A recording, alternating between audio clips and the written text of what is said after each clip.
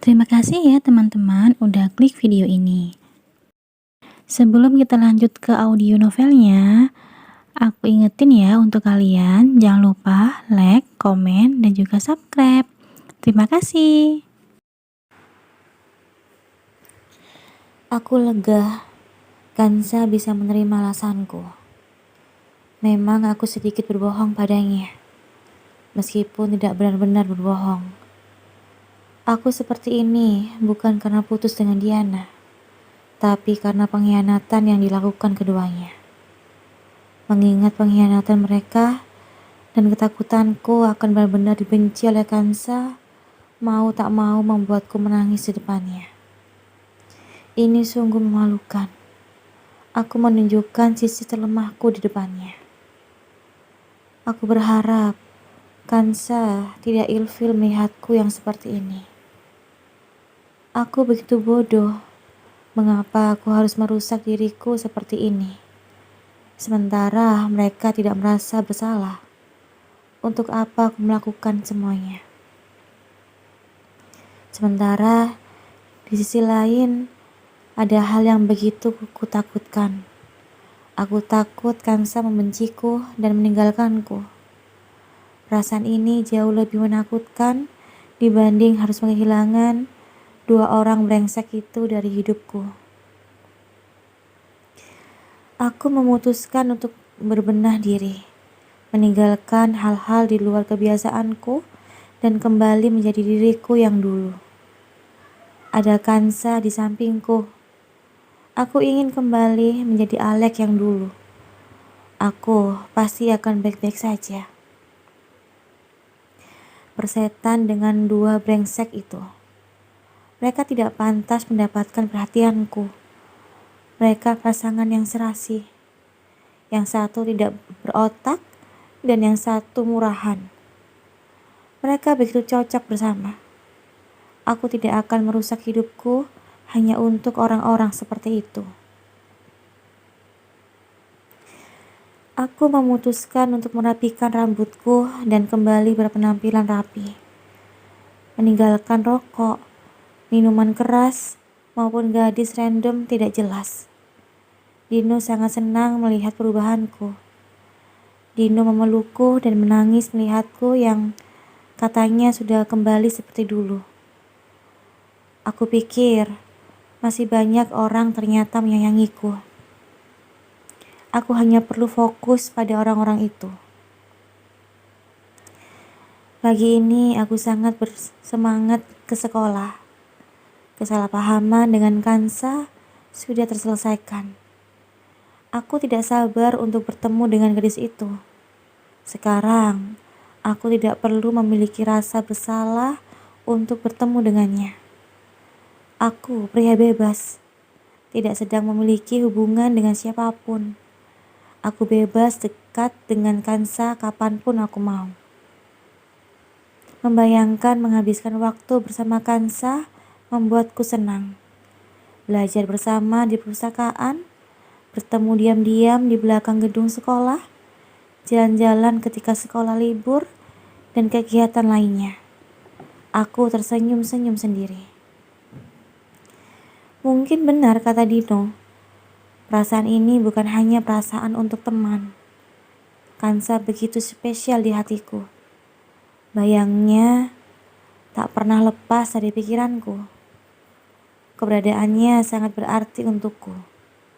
Tanpa kusadari, aku sudah menyukai kucing polos itu.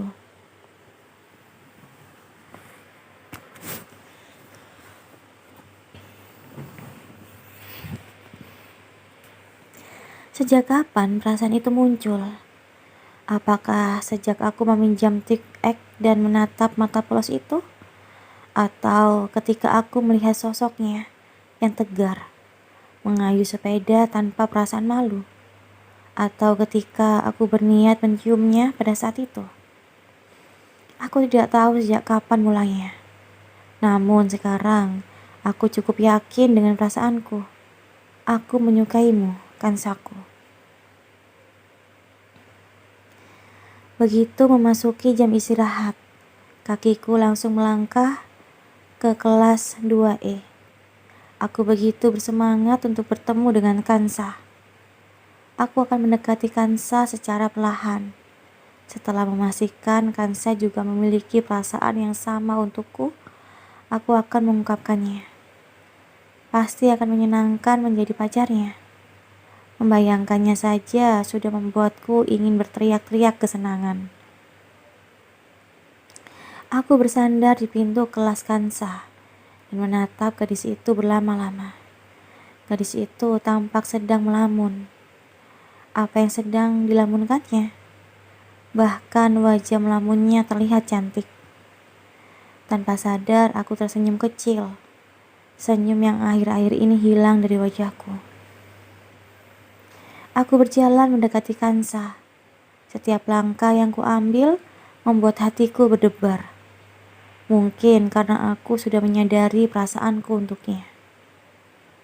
Kansa, aku tunggu di tempat biasa ya, ucapku seraya berbalik.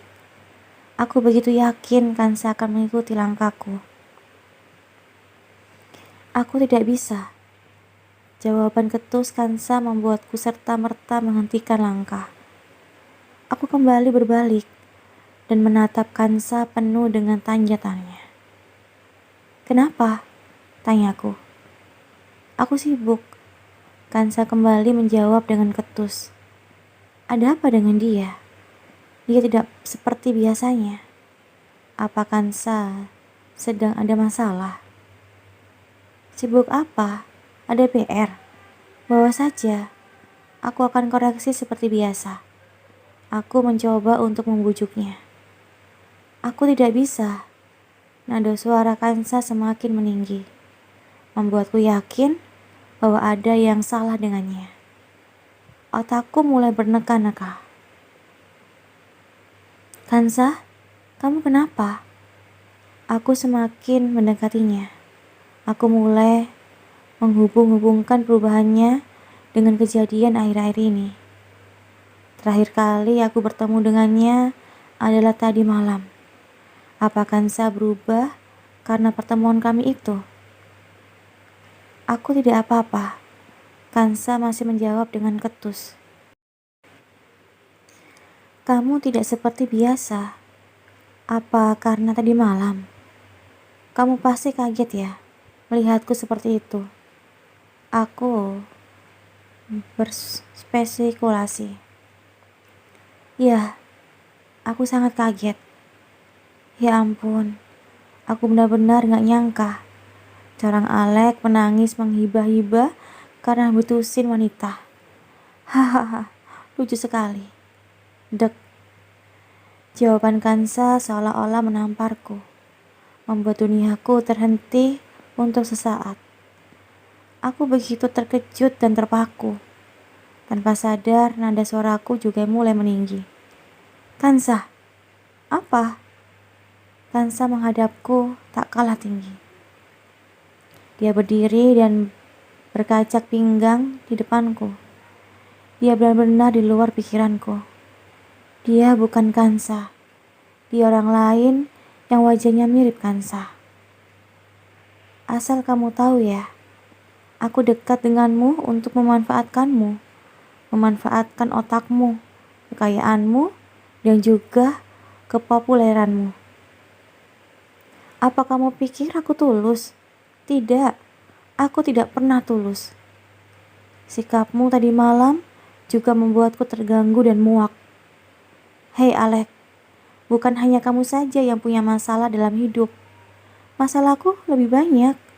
Aku tidak punya waktu untuk mendengarkan kecengenganmu itu. Oh iya, terima kasih atas bantuanmu.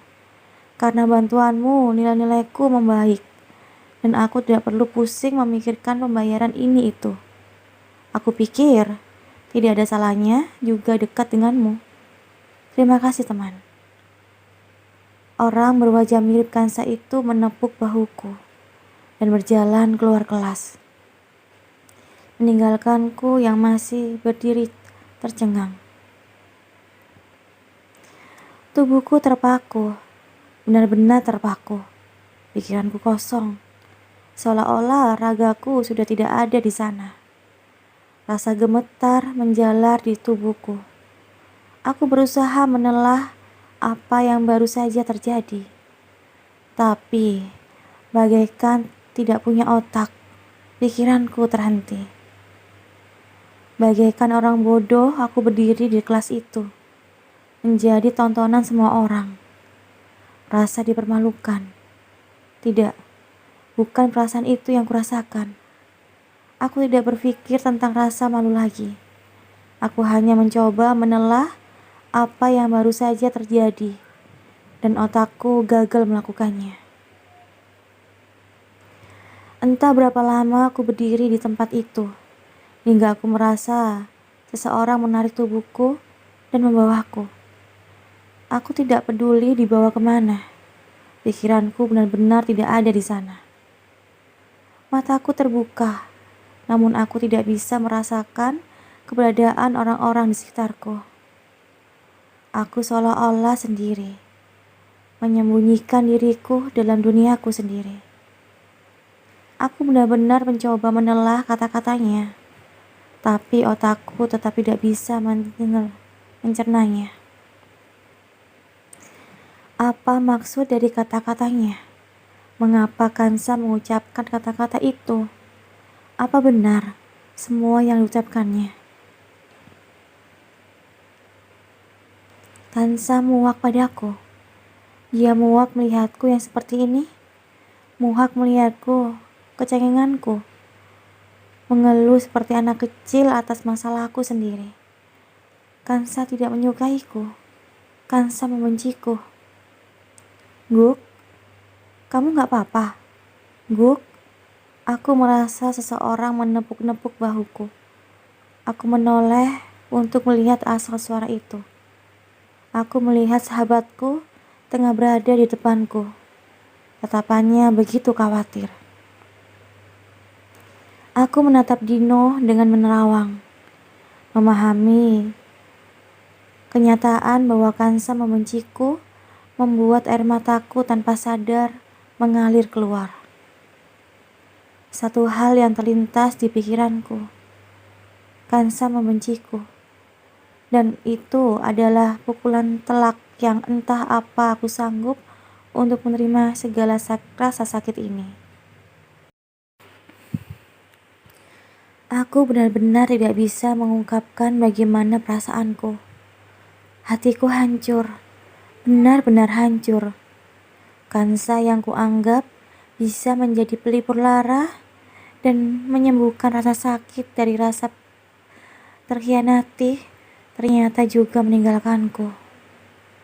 Baru saja aku akan bangkit, namun kemudian aku dijatuhkan lagi. Perasaan ini lebih menyakitkan dari sebelumnya. Tubuhku sepertinya tidak akan mampu menerimanya. Apakah aku memang tidak seberharga itu? Sehingga orang-orang di dekatku rela mengkhianati dan meninggalkanku. Seburuk itukah diriku hingga mereka bersikap seperti itu? Wek! Wek! Aku muntah-muntah hebat. Dino selalu berada di sampingku. Dia menepuk-nepuk punggungku. Setelah itu, aku berhenti muntah. Dia membawaku ke UKS. Di UKS pun kondisiku juga tidak membaik. Aku hanya beristirahat sebentar. Kemudian, akrab muntah lagi. Melihat keadaanku yang tidak kunjung membaik itu, dia membawaku ke rumah sakit. Perasaan ditolak dan ditinggalkan membuatku muak terhadap diriku sendiri. Aku merasa sangat tidak bisa berharga hingga keberadaanku di dunia ini tampak sia-sia. Kondisi psikologiku yang seperti itu membuat tubuhku menolak keberadaanku sendiri. Aku tetap muntah-muntah hebat. Tidak ada makanan yang bisa masuk ke tubuhku, sehingga cara lain yang digunakan melalui pemberian cairan infus. Selama beberapa hari di RS, yang kulakukan hanyalah muntah, tidur, muntah, tidur. Begitu seterusnya. Aku ingin melupakan semuanya. Aku ingin lupa bahwa satu-satunya orang yang kuharap bisa ada di sisiku juga meninggalkanku. Entah sudah berapa hari aku di rumah sakit. Sekarang, aku berada di fase menangis. Aku tidak muntah lagi, tapi lebih banyak menangis. Setiap kali mengingat perkataan Kansa, membuatku menangis. Rasa sakit itu ternyata masih tetap ada. Aku tidak tahu bagaimana cara menyembuhkannya. Apa aku bisa bangkit lagi setelah ini? Ekspektasiku terhadap Kansa begitu besar. Aku pikir selama ini hubungan kami baik-baik saja. Kansa mau menerimaku sebagai temannya. Ternyata tidak seperti itu. Kansa menerimaku dengan terpaksa. Mungkin memang aku tidak layak untuk bisa dekat dengannya. Aku tidak cukup baik untuk berada di sampingnya. Aku benar-benar tidak memiliki kepercayaan diri lagi. Fase ini membuat orang tuaku maupun sahabatku khawatir. Aku terbangun dari tidur hanya untuk menangis. Tertidur dalam keadaan menangis. Hal itu berlangsung selama beberapa hari. Kondisi kejiwaanku yang seperti ini membuat orang tuaku mendatangkan psikolog. Namun, aku tetap enggan untuk berbicara. Percuma bicara. Itu tidak akan merubah kondisiku. Aku tetap memilih untuk diam. Aku keluar dari rumah sakit karena kondisi fisikku baik-baik saja. Aku kembali ke rumah. Aku tetap diam dan enggan untuk berbicara. Hingga pada suatu hari, Diana dan Aaron datang ke kamarku secara terpisah. Mungkin mereka pikir penyebabku seperti ini karena mereka. Sedikit banyak memang karena mereka, tapi penyebab utamanya karena Kansa. Awalnya yang datang ke kamarku adalah Aaron. Posisiku tidur membelakanginya. Sepertinya dia duduk di lantai. Mungkin bersimpuh. Aku mendengar isakannya.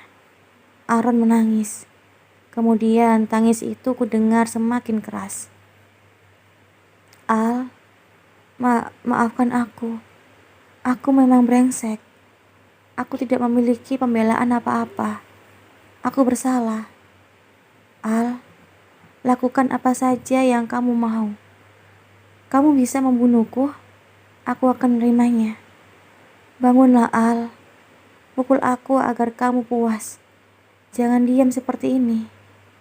Maaf. Maafkan aku. Maafkan aku.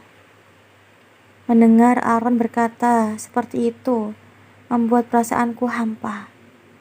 Tidak ada rasa sakit hati maupun rasa untuk menerima maafnya. Aaron di mataku tetaplah seorang kakak brengsek. Lama Aaron di kamarku, sembari menangis dan meminta maaf, namun aku tetap mengacukannya. Aku pura-pura tertidur. Di hari berikutnya, gantian Diana yang datang ke kamarku. Sama seperti Aaron, dia juga menangis, meminta maaf padaku. Al, kenapa kamu jadi seperti ini? Aku bersalah, Al. Aku minta maaf. Jangan seperti ini, Al. Bangunlah. Aku tidak menyangka akan membuatmu seperti ini. Aku bersalah, Al. Maaf. Maafkan aku. Maafkan aku, Al. Aku tidak tahu perbuatan kami akan mempengaruhimu seperti ini. Aku tahu kamu tidak menyayangiku, Al. Aku tahu semuanya. Tapi kenapa kamu menjadi seperti ini? Ini bukan dirimu, Al. Bangunlah, Al. Marahlah pada kami. Keluarkan semua amarahmu pada kami. Jangan diam seperti ini. Aku tidak menanggapi Diana, tapi gadis itu tetap berbicara. Aku tahu aku salah, tapi kesalahan ini tidak semuanya ada padaku. Kamu pasti tahu, Al. Kamu tidak benar-benar sayang padaku. Kalau kamu sayang, kamu pasti akan menjaga hatiku. Kamu tahu, aku tidak suka naik motor, tapi kamu tetap membawa motor, seolah-olah kamu sengaja melakukannya untuk membuat agar kita tidak bisa pulang bersama. Kamu tahu aku tidak suka kamu dekat dengannya, tapi kamu mengacuhkan keinginanku. Kamu tetap dekat dengannya, menganggapku seperti bukan apa-apa. Kamu juga tahu kalau aku suka ke salon, tapi bukannya pergi menemaniku, kamu malah pergi bermain dengannya. Ketika kamu tidak ada seperti itu, Kak Aaron selalu ada untukku. Dia mengisi tempatmu, sementara kamu sibuk bertemu dengannya. Aku tahu semuanya, Al. Hatimu sudah bukan untukku lagi. Hatimu sudah kamu berikan pada dia. Jadi, jangan bersikap menyedihkan seperti ini, seolah-olah kamu korbannya. Karena sedikit banyak sikapmu ini yang mendorongku untuk melakukannya. Cepat bangun, Al. Jangan jadi lemah seperti ini. Kalau kamu marah, cepat lampiaskan kemarahanmu pada kami. Jangan jadi pengecut yang berdiam diri seperti ini. Terkadang Diana berbicara dengan menghibah-hibah, meminta maaf atas segala sikapnya. Namun terkadang dia juga berbicara dengan keras, memecutku untuk menyudahi aksi diamku ini. Selama beberapa hari selanjutnya, Aaron maupun Diana tetap bergantian datang ke kamarku, membawa misi yang sama, meminta maaf padaku dan berharap bahwa aku akan kembali seperti semula. Orang yang kuharapkan kehadirannya tidak ada. Orang yang mungkin bisa membuatku kembali pulih tidak datang padaku. Sepertinya dia benar-benar membenciku. Aku benar-benar ditinggalkan. Kedatangan Diana dan Aaron mulai membuatku berpikir. Perkataan Diana ada benarnya juga. Selama berpacaran dengannya, aku memang tidak pernah benar-benar memperhatikannya. Malah jauh dari kata perhatian. Pikiranku terlalu sibuk dengan Kansa, hingga aku tidak memikirkan hal lain. Ternyata orang yang kupikirkan tidak memikirkanku. Dia malah muak dan membenciku. Perasaan dibenci oleh orang yang disayangi sungguh sangat menyakitkan. Aku merasa tidak layak hidup di dunia ini. Setiap hari Dino selalu datang menghiburku, membujukku untuk kembali ke sekolah lagi. Diana maupun orang tuaku juga melakukan hal yang sama. Pada suatu hari, aku mencapai suatu titik. Aku akan berdamai dengan mereka. Aku tidak benar-benar memaafkan kesalahan mereka berdua. Aku hanya mencoba untuk berdamai. Aku memutuskan untuk kembali ke sekolah lagi. Terima kasih ya udah dengerin audio Eva Family. Dengerin terus ya audio Eva Family di YouTube Eva Family. Sampai jumpa. Bye-bye.